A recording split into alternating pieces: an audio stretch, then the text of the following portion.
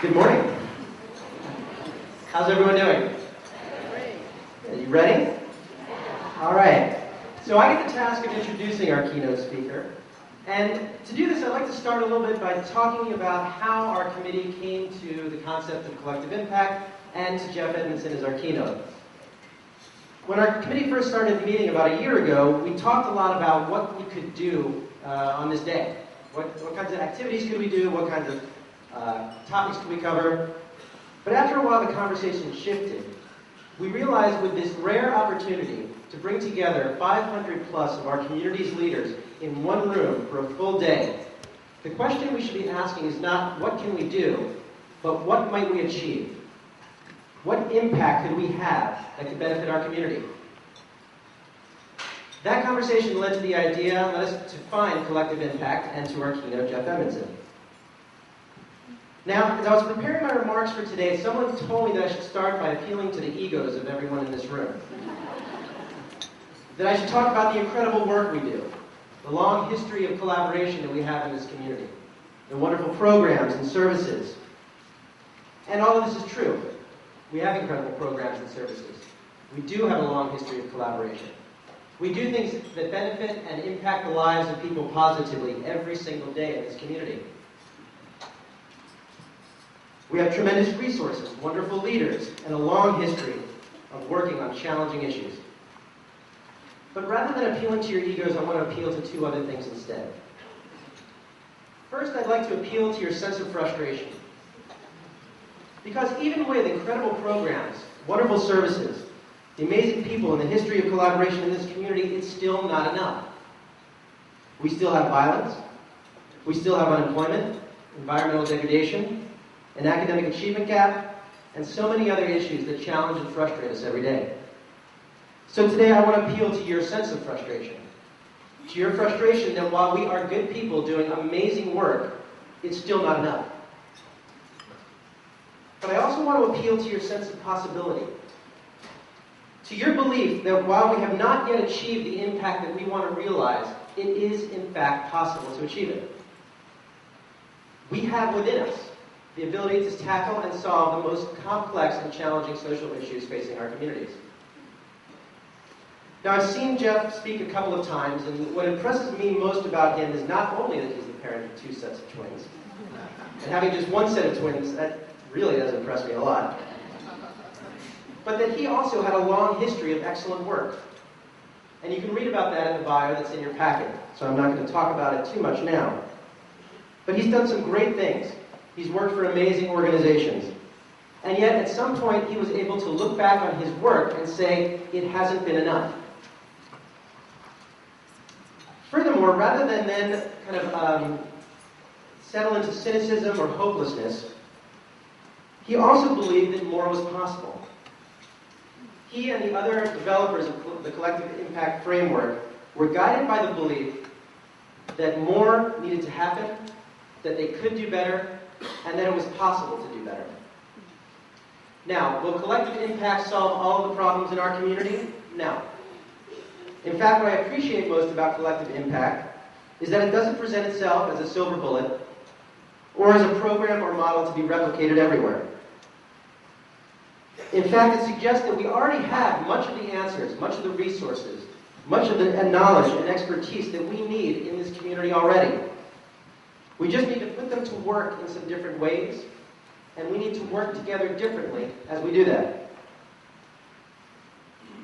So I introduce Jeff to you today not as an expert who's come here to solve all of our problems, not as someone who has a program that he wants us to adopt, but as someone who's shared our frustrations and who, in sharing his story, may provide us with some tools to help us see and achieve some new possibilities together. So join me in welcoming Jeff Edmondson.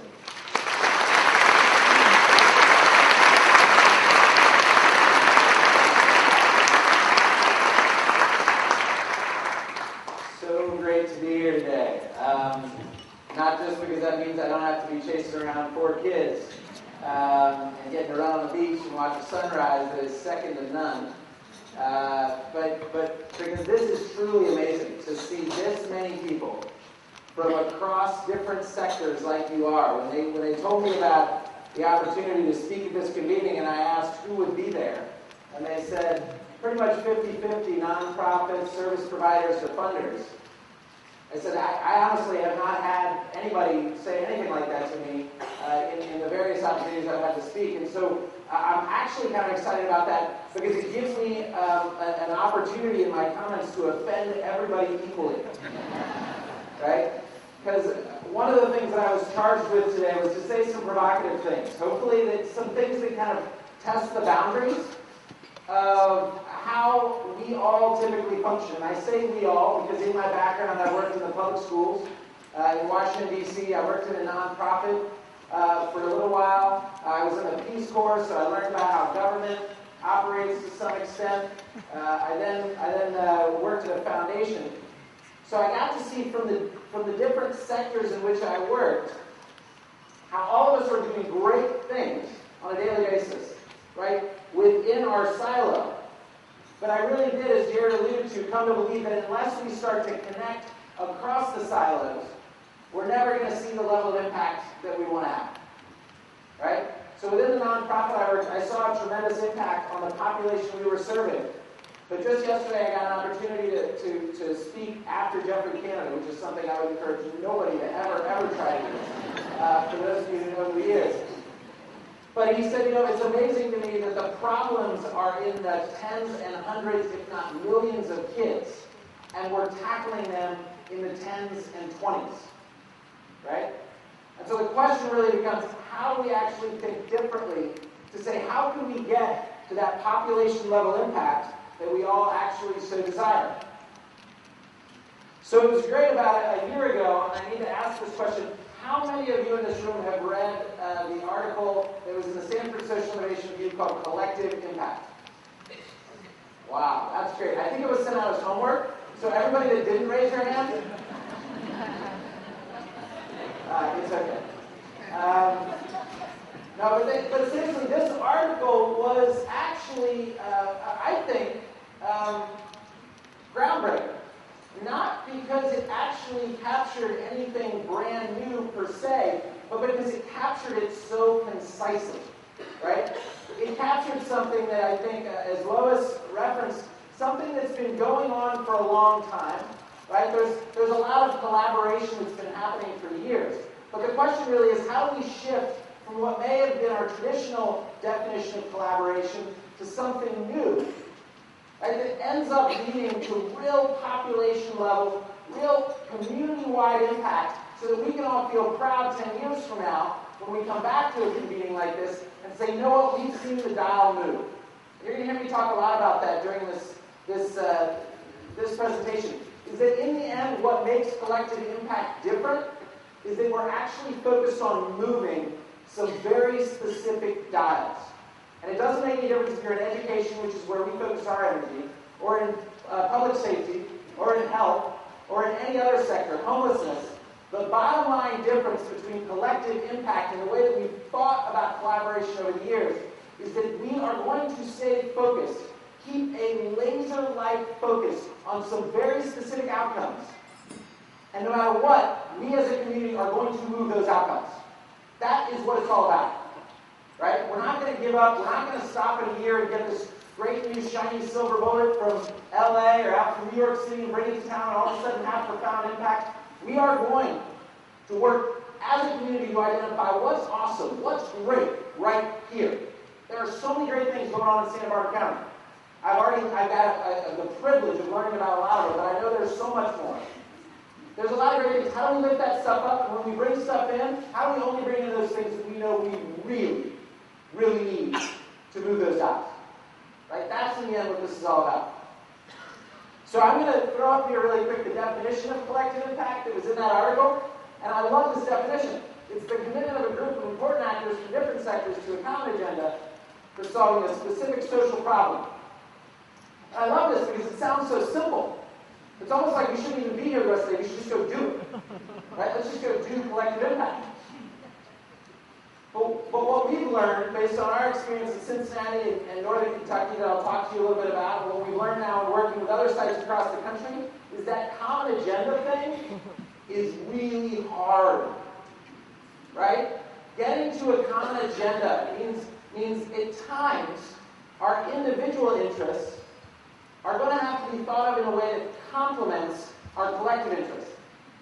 And a common agenda is really difficult to get to. So in the end, if nothing else that comes out of what I say now, and hopefully by the end of the day, when everybody stays, because if you don't, you're not going to get in that drawing. So everybody's going to stick around, right? Good. I was just saying, I actually was at a convening. I had literally never won a drawing in my life, and I had to leave early, and I won.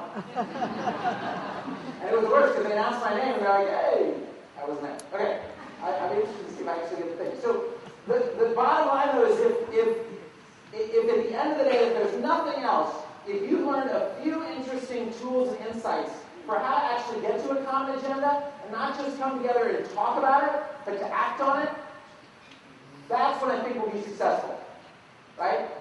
Not just come together to talk about it, but to actually act on it. And so that's primarily what we've learned a lot about and what we want to share with you today.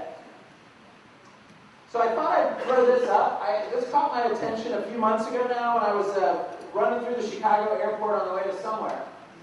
And I was literally running, and I stopped because I looked at the front page of the Chicago Tribune. Had this headline that said 11th grade scores are at a new low. And I thought, oh, that's so depressing for Chicago. But I quickly grabbed the paper, and then I looked at the subhead.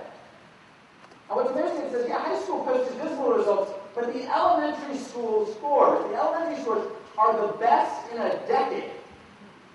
Isn't that awesome?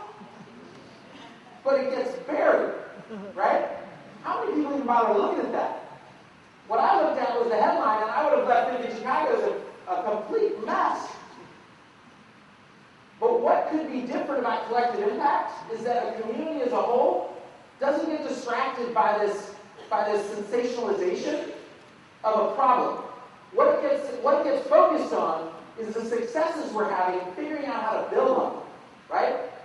And then being able to say, if they get a call from the Chicago Tribune writer, yeah, man, you guys got the worst scores ever. The first thing out of their mouth is not feeling defensive. The first thing out of their mouth is, and let me tell you what we as a community are doing about it. Let me tell you what we are doing. And you can call anybody from the philanthropic sector, you can call anybody from the business sector, you can call anybody from any sector, and we know what we are doing to solve that 11th grade problem. And eventually what you see, and we've even seen this in Cincinnati, Northern Kentucky, where there's been a toxic relationship for years in many ways between the business community and the education community, those kind of headlines are going away. Because everybody knows we've got a common agenda. We are working to achieve a common result to move those dots. Right? So in the end, that's what a community could look like when it's a bit different. So I want to tell you a little bit about what happened in Cincinnati and Northern Kentucky. I don't want to go into it because the collective impact article is great in that it is the most sanitized version of reality that you have ever read. And I've had people say that, they'll get up and they'll ask me a question and they'll say, it sounds like everybody just woke up and decided to like each other. That is not what happened. I right now, and hopefully you can't see it, and my wife reminds me every day, I've got gray hair, and the reason I have that is because every day my job, when this started in 2005, was to get up and think about how to herd the cats, right? How to think about what happened today that made somebody mad, how can we get to this common agenda and continue to work forward? And what happened in Cincinnati and Northern Kentucky, and for those of you who don't know, I guess I'll start saying Cincinnati from here on out, but Cincinnati is a two-state town. For those of you who've never been there, it's on the Ohio River. And so on the other side of the river from Ohio is Kentucky, and the urban core of the region is actually 3 cities, right? So it's Cincinnati, Newport, and Cumberland. So that's where this was focused. So essentially what happened in our region was 3 things. And I think it's relevant because one of our learnings is that something has to spark this. Because unfortunately, whether it's in homelessness or education or public safety, the statistics about what's happening are not enough to motivate us to act. How sad is that? Right? How sad is that? We see the arrows going like this, and it's not enough for all of us to think about how we can change what we do in order to get the arrows to go in the right direction. That's just the bottom line. So in our community, there were 3 things that happened. Number 1 was The World is Flat had just come out. Does anybody remember this book? Came out. It was the first time that I think people really captured the idea of globalization. Right? To say, in Ohio, we were saying, we're not competing with Indiana anymore, we're competing with India. And there was a sense of urgency that if we didn't connect education to economic development, we were in big trouble. Right? So I think one thing is in our community, there was a sense that we have to begin to connect those two. So that the university presidents and the superintendents and the heads of the United Way and the Community Foundation and all these big players in our community, they're different in every community, but those, they got together and they said, we got to do something about this. The second thing was there was donor fatigue. There was donor fatigue. And by that I mean there was a sense, and Cincinnati is a very philanthropic community. It's got one of the top 5 United Ways in the country, campaign size, Community Foundation, same thing. I know you all, I've heard about the giving in this community. It is very similar to Cincinnati. It is extremely giving community. There was a sense that there wasn't a return on investment at scale for what was being invested, right? Both from the public and the private sector. And so there's a sense that we have to start to think about doing things differently, and we have to stop importing the silver bullet to solve our problems, and we need to start figuring out how to solve our problems in our own backyard. And then the third thing was actually a sort of a moral, it gave us the moral authority to take this on. It was this profound moment when the coroner of the community, at this time the group had become about 150, so not as big as this, but it was a significant chunk of the community that he kind of galvanized around this idea of not doing new programs society. And he said, listen, let me just try to capture for you what's going on here. Not only are we going to not see more college graduates, I'm going to keep seeing dead kids on my table. If we don't stop being program rich and system poor. He said, we are program rich and system poor. And if we bring in one more program, it's not going to turn any of this around. That was a pretty profound moment, right? Program rich and system poor. So we got to this point where we thought 1,000 points of light, great idea, great tagline, doesn't work. I hate to be that blunt, it just does not work. 1,000 points of light, doesn't work. Right? Spray and pray philanthropy, spraying resources all over the place and praying good things happen, that doesn't work either. Right? That's what leads to 1,000 points of light. So the bottom line is, how do we begin to pull all this stuff together? So that's what got everybody motivated. So I'll talk to you later about exactly who in our community came together around this. But essentially you had a group that said, we need to find a way to organize ourselves in what we'll call an accountability structure so that we're all holding each other accountable for moving some specific dials. And we picked some outcomes. And the good news is that over the last, really 4 years, this captures the last 3, we have seen that the number of outcomes trending in the right direction in the education space has consistently increased. And I think this is another important point. You can imagine I think that. I'm getting to talk, so everything I say is important in my mind. But this is an important point because the benefit of doing collective impact, it's not, when you take on this work, you're not delivering any services. That's what makes this somewhat hard to grasp. I am not running a program, as Jared said, right? That was the best introduction ever, by the way. I got a copy of that. Very nice, thank you. But we're not running a program. What collective impact is all about is not about the work that some of you all do to work with the child every day. That's not what collective impact is about. It's about empowering those people, right, to have the resources they need based on what the data says works to move the dial in the right direction. So when you do collective impact, it's not about just seeing one individual indicator move. It's about seeing all the indicators moving in the right direction. So that, in our mind, is how you capture, in the end, what the power of collective impact is. And in this case, no matter what the outcomes you pick are, once again, homelessness, or in public health, or public safety, whatever the outcomes are, your goal in collective impact is to see more of them trending in the right direction over time. You don't want to see this stuff, which is what we often see, right? A spike, and it goes down, and it goes up, and it goes down. You're steering resources in the right direction in order to have greater impact. And what that translates to on the ground is that in some areas, we've actually seen increases that have blown our mind, and once again, not by starting new programs.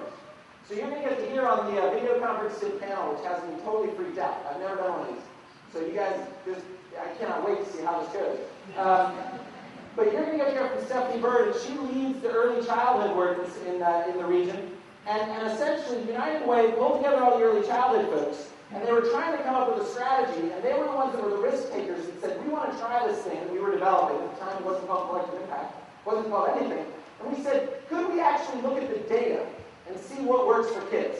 right? And figuring out how to invest in that. So they brought all the providers together, and the providers looked at the data, and in our community, the data clearly said, if you have a certified teacher, right?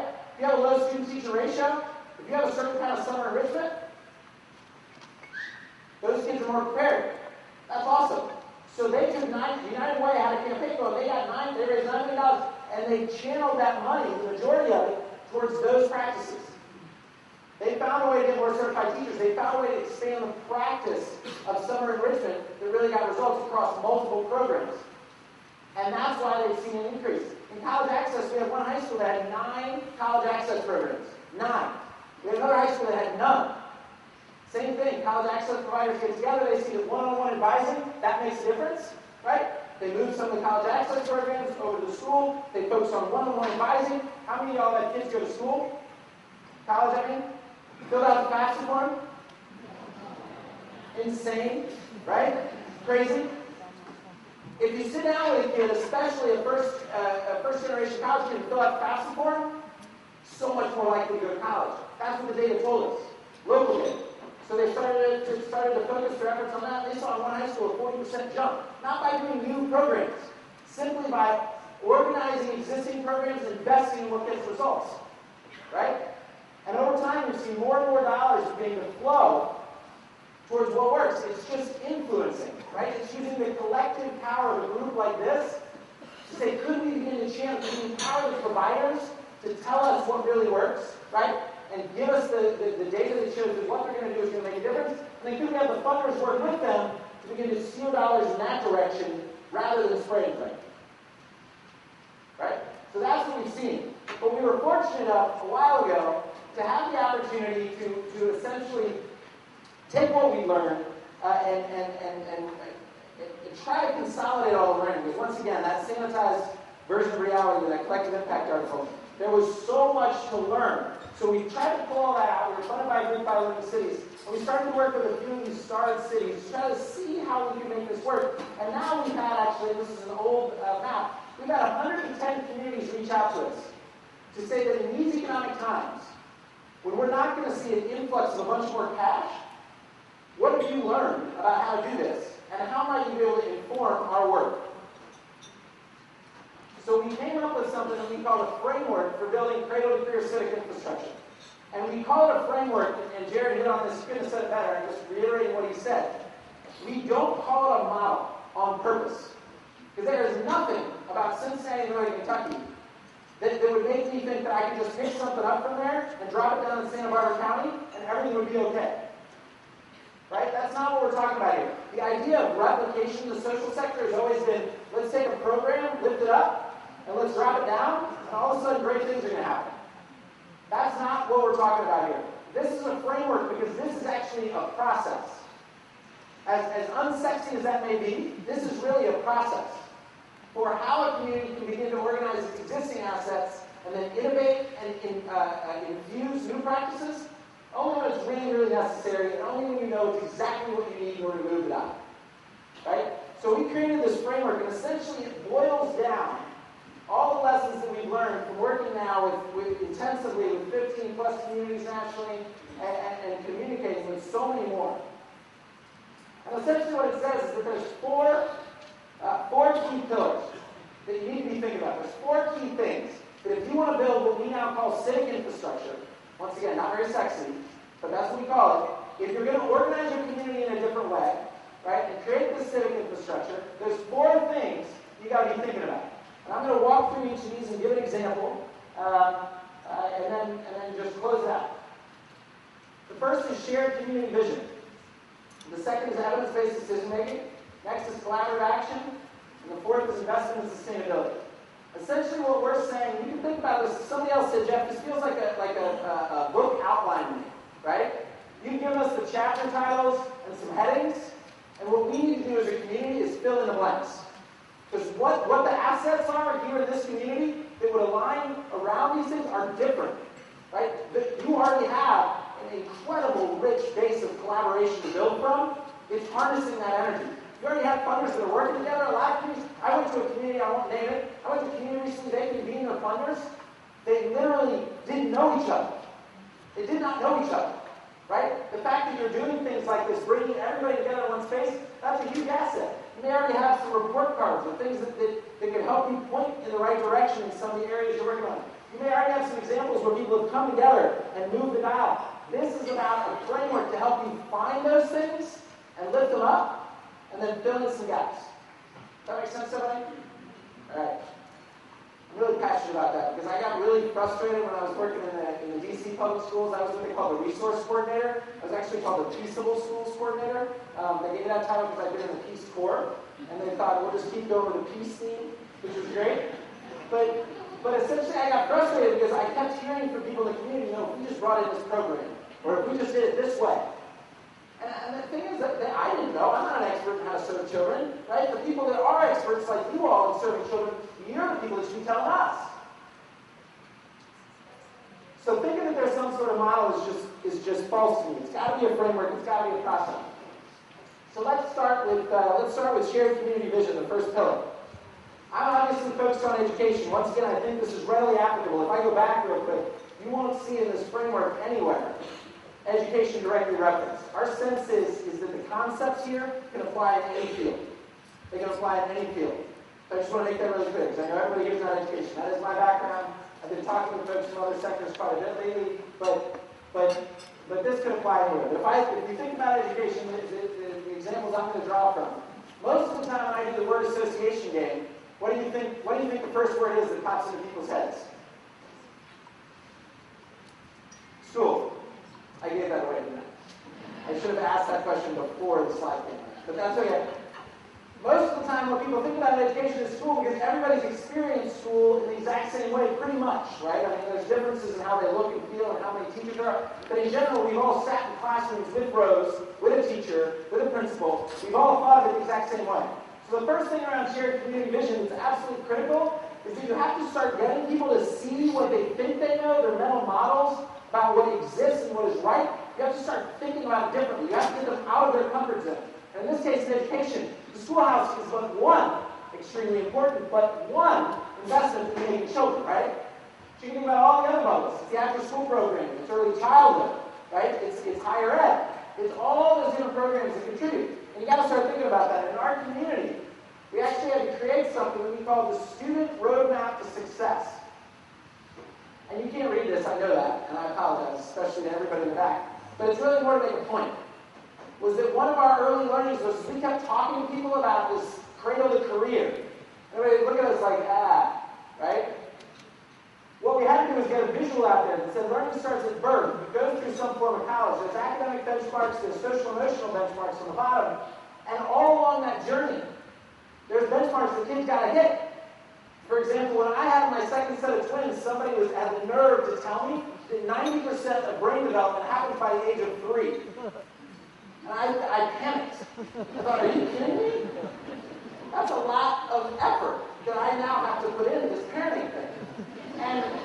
But the thought would be that if that's the case, why do we think of education starting in kindergarten? Right? To start at birth. So we need a visual to say that to people. We need to say there's not just the academic stuff, there's the fact that you need a strong adult role model. The research says you got to have a strong adult role model in your life. So how are we getting at that? And then there are these gold boxes that said at these transition points, if the kid is behind, we're in big trouble. We're in big trouble. If the kid is behind those points, their chances of catching up are low. So we knew when we started the partnership that 48% of kids who entered kindergarten, were on target developmentally.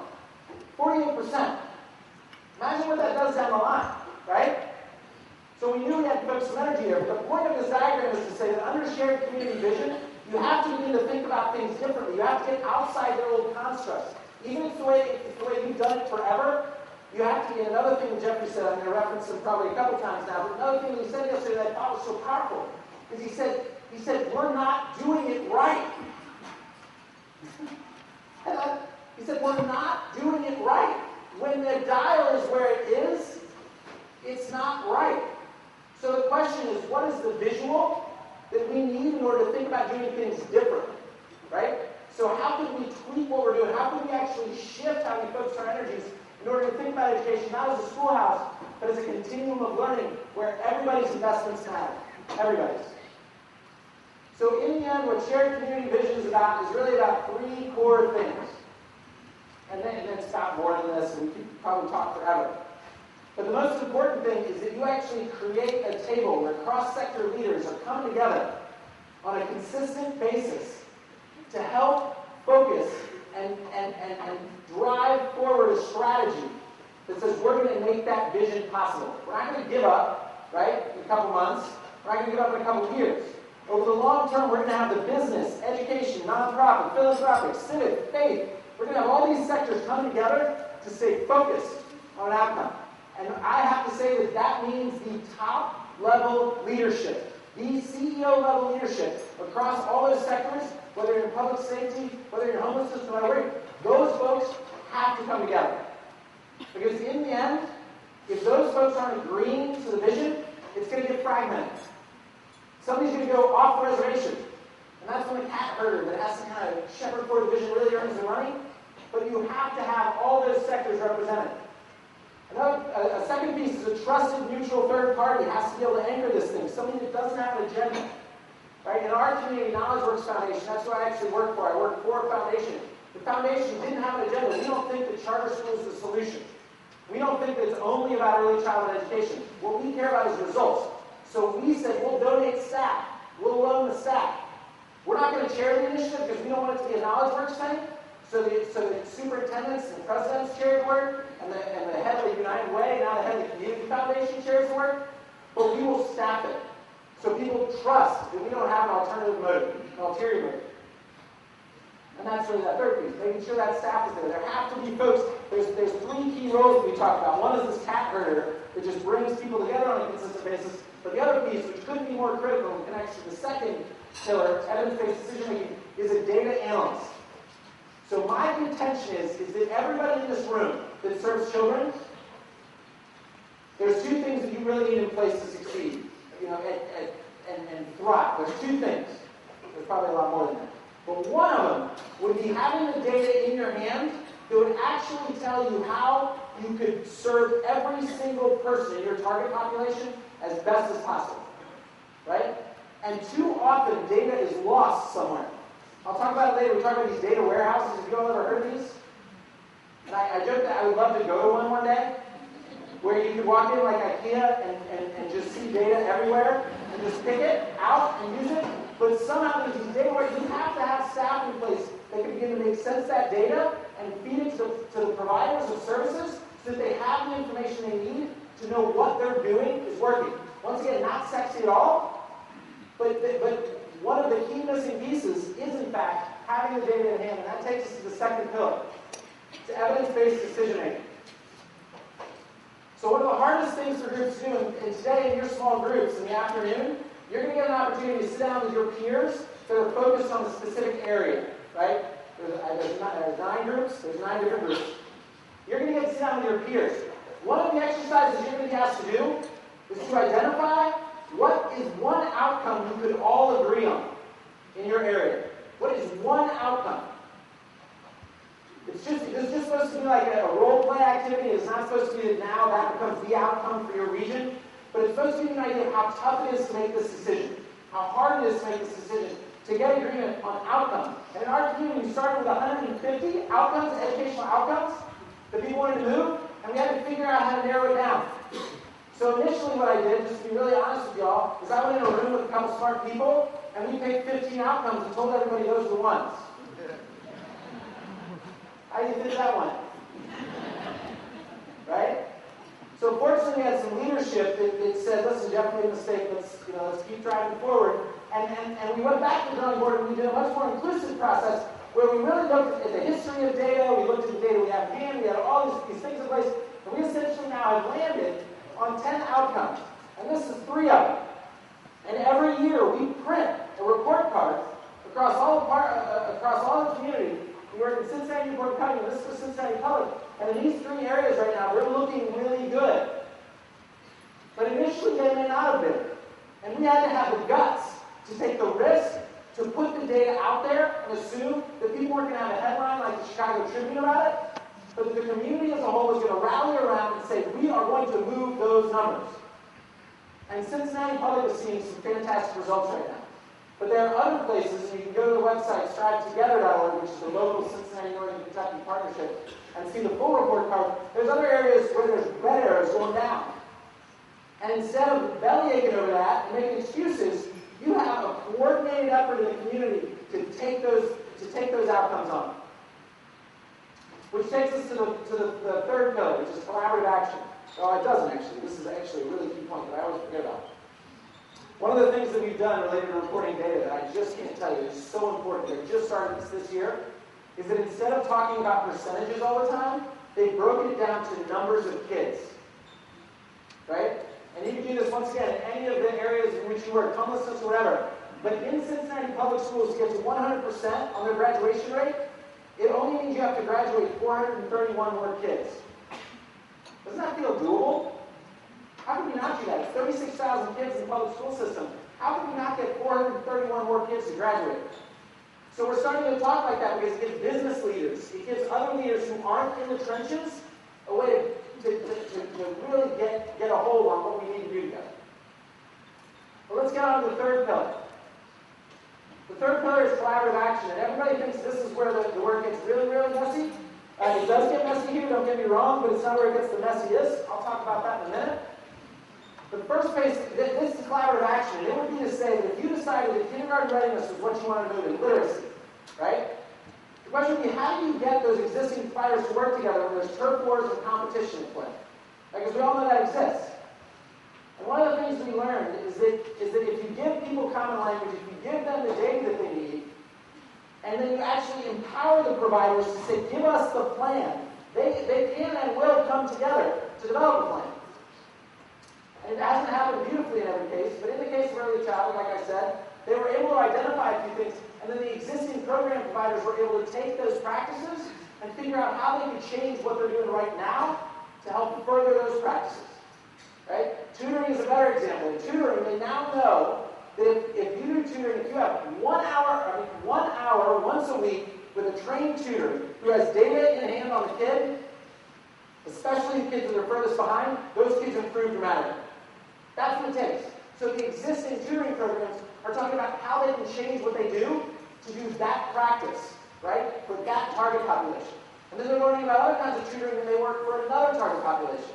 But they're constantly using data to improve. In collaborative action, data is not being used for punitive purposes, it is being used for constructive purposes. And that is a total mind shift, right? Usually funders are taking data and then beating people upside the head with it.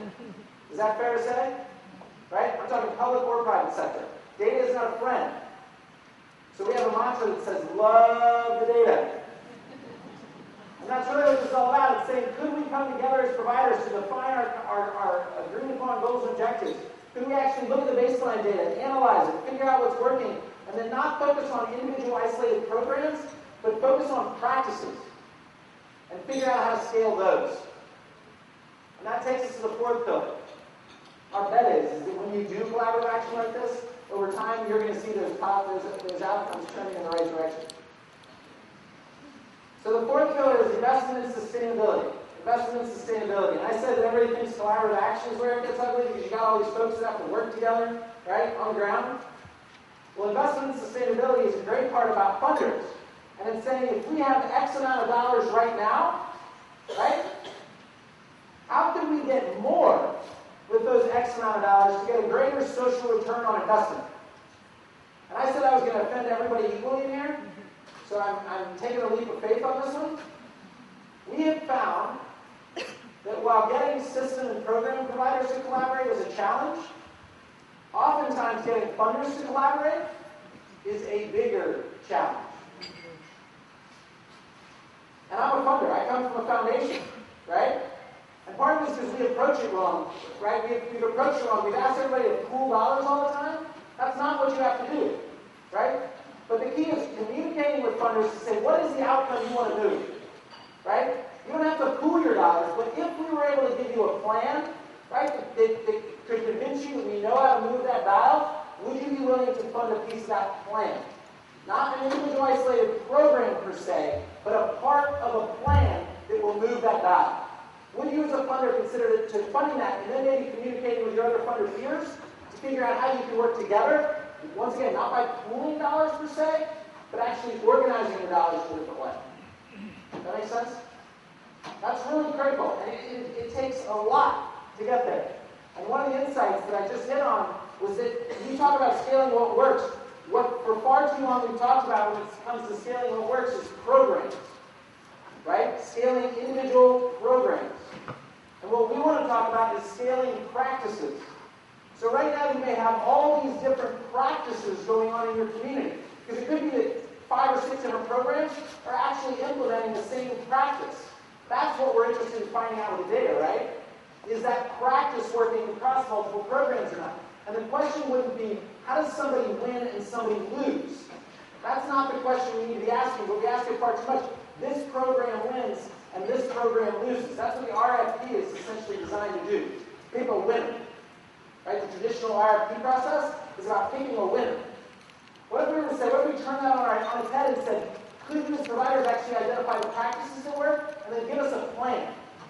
Right? That tells how you're going to leverage that practice so that we're doing more of that across all the existing programs. How about that? That's a different way to think about funding, and it would drive scaled impact without thinking that there's a silver bullet, because there isn't. Right? There just isn't. So those are the 4 pillars. It's shared community vision, evidence-based decision-making, collaborative action, and investment in sustainability. But the key here is this, is that without those folks that are all investing consistently on a given outcome, working together in a consistent way, this will not happen. Right? I cannot say enough. I cannot say that enough. I actually just talked to somebody in this room who said, I love this idea, but what I have to figure out is whether or not everybody that's focused on a given outcome is willing to step up and work together to achieve it. And that's the bottom line. So in our community, these are the players. But you can replace these players, right? You all know the logos. Whether it's education or homelessness or whatever it is, you can just take these logos down and slap up all the logos, and you know that across multiple sectors, all these people have to work together. We just got it. And the bottom line is that unless you can build the trust across all these partners, it's just not going to happen. It's not going to happen at scale. And we say to folks, one of the things that we do now is help communities. We're helping the group with Thrive, who's just, I have so much respect for how they are purposefully taking on the work of turning around some educational outcomes. We can help them do some technical things faster, right? Pick some outcomes faster and all that. We cannot help them build trust faster. Right? That is something that only comes with people willing to sit down. Nancy Zimfrey was the president of the University of Cincinnati when this all started. She had a great line. She said, folks, we're in this for the long haul. And she said 80% of the job is showing up. She said the other 80% is getting the work done. Right? But she said we have got to continue to show up. And so she's flying on red eyes to get to 7:30 a.m. meetings, right? To demonstrate that this mattered. Because she wanted to build trust with all of her peers so that they could lean on each other when one of those arrows started going down. And they begin to figure out how to move in the right direction. And all these different players have to be involved. And everybody has to figure out why they might want to get engaged. System leaders, why would you want to get engaged? Maybe it's because you could share accountability. Instead of getting a headline that makes you feel terrible, maybe you can actually have some allies that would lighten your load. Right? Maybe the nonprofit and service providers, maybe one of the things we heard from service providers in our community is if we could actually get money to flow what's having impact, I'd be all over it. So maybe take that risk to say, I'm going to trust that if I share my data, it's not going to be used to beat me up. It's actually going to be used to have population level impact. In the end, we can get more investment. Because everybody wants to be part of a win. Everybody. Children and families, maybe we actually need to listen to the voice of the people on the ground, right? Who are, in the end, receiving a lot of these services. Maybe we need to get them engaged somehow. And they could help us find new innovation faster, or help us tell what is and is not working from their perspective faster. Philanthropy, you can have population-level results. Your individual piece that you play could connect to something bigger than just you, right? All these sectors, government, clearly has a similar interest as philanthropy. You can invest in what you know is going to get the best return for taxpayers. Business has tons of roles to play here, right? Businesses know, in general, a lot of them know how to use data well. Find those folks. Get them to work. Get them to help you. Get them to rally the troops in the community around what you're doing. Civic and faith, There have to be ways to get community members engaged that will have impact. As opposed to being drive-by volunteerism, what if it's volunteerism that's actually connected to moving the dial? So essentially my challenge, and hopefully what we wrestle through for the rest of today, is how can you all begin to think through how to do that? So today is not about doing this work, because you can't do it just to come together to a summit. It is about starting the work. It's about building that trust that's going to be critical for everybody to take the reins and say, I'm going to actually think about doing what I do right now a little bit differently in order to achieve a much larger result. That's what I'm going to be all about. And in the end, what I believe you'll be able to see is that by possibly giving up some of the power that you may have right now, by possibly opening the door to a broader set of leaders to getting actively engaged, in the end what you're going to have is a much more empowered community. Jeffrey Cannon, the last thing I'll say about him, because I'm about to get off the stage, he said something I thought was so profound yesterday. He said, I have now met with the last 2 presidents, I've met with the last 2 secretaries of education, I've met with a bunch of budget directors, I've met with a bunch of people that are really important. And he said, you know what's amazing is every time they come up to talk to me, guess what the first question they ask me is? What do you think we need to do, Jeffrey? What do you think we need to do? And his point is that there is no savior that's going to solve this for us, right? We can't wait for Superman to figure this out. The people who are going to figure this out are sitting here. They are sitting in this room to say, I'm going to move a dial, and I know we can move it together. Now we just got to figure out how to make it happen. There's a lot of great work already going on in Santa Barbara County to leverage. There's a lot of great momentum. And I have a sense, based on the time that I've got to spend with you all, can actually make it happen. So I want to thank you all for giving me the chance to be here today, to be a part of this convening. And my hope is that this is a big step towards getting to the population level impact that we all want to see. So thank you all for your time.